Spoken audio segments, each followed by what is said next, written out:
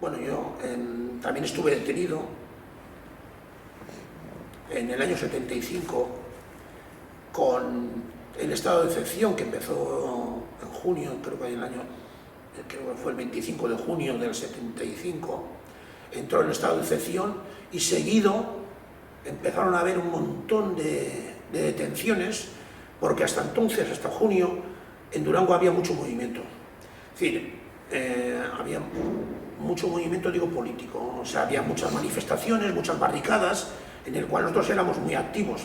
No éramos los que organizábamos, pero bueno, éramos los que participábamos, como muchísima gente más. Es decir, y allá, en el momento que entra el estado de excepción, no sé por qué, lo hemos comentado más de una vez a nivel general, no sé por qué, ese mismo, bueno, al día siguiente o a unos días de empezar el estado de excepción, empiezan a detener a un montón de gente. Entre ellos me detienen a mí, le detienen a mi hermano también, a Chema Velar, a José Mari Bravo. Del Matadero detuvieron a 8 así, ¿no? A Sicho Esategui, bueno, pues un montón de gente. Nos empiezan a detener a mucha gente a cuenta de las manifestaciones que había habido en Durango porque las manifestaciones, el estado de excepción entró, bueno, creo que no lo he dicho antes, entró porque todas las manifestaciones que se estaban desarrollando a nivel de Euskadi eran muy fuertes y era contra la pena de muerte de Txiki Otaegi y los 3 del FRAC. Ahí se desarrolló unos movimientos pro amnistía muy fuertes y contra la pena de muerte, y entonces el Estado español decidió poner en Euskadi el estado de excepción. Bueno, dicho esto, nos empiezan a detener a un montón de gente, nos llevan a Montorretas y bueno, yo allí pasé 10 días bastante malos de mi vida, nos dieron bastantes palos durante esos días y ahí pasó muchísima gente. Pues no sé, podría decir que pasamos entre 50 y 100 personas igual.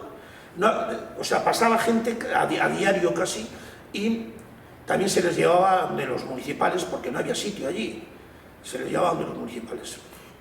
Al calabozo de los municipales. Sí, al calabozo de los municipales. Porque hay que decir una cosa también, que los municipales participaban en las manifestaciones como represores, en aquella época, cuidadito. Me acuerdo perfectamente de varios municipales, algunos ya muertos ya, pero en aquel tiempo estaba el jefe de municipales, era Gigi Lamoroso, le llamábamos, un guaperas él, que era un chuleta, muy ligón.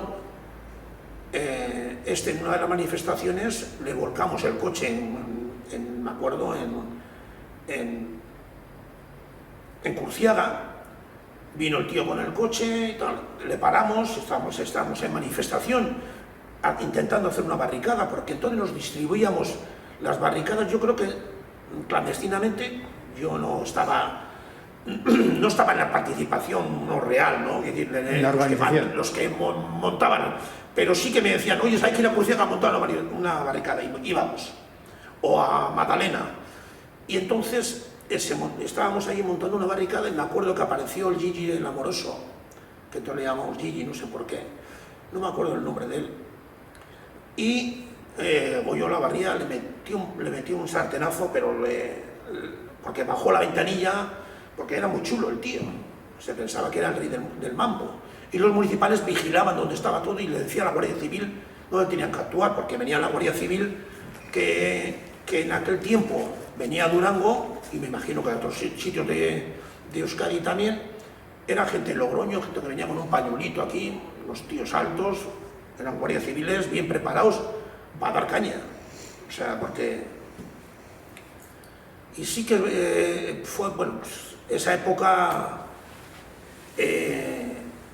estaba diciendo que nos pasamos por yo qué sé, la cantidad de gente que pasamos por ahí, por Montorretas, y claro, yo creo que por ahí pasamos la mayoría de gente que teníamos una ficha, bueno, muy pequeña, que éramos conocidos en movimientos sociales, porque había sobre todo tres policías, bueno, había 4, pero eran 3 policías secretas que andaban siempre por Goya y calle, y además hasta casi nos saludaban, venían al club juvenil, te saludaban y todo, que eran Anta, el Moro y el Rubio.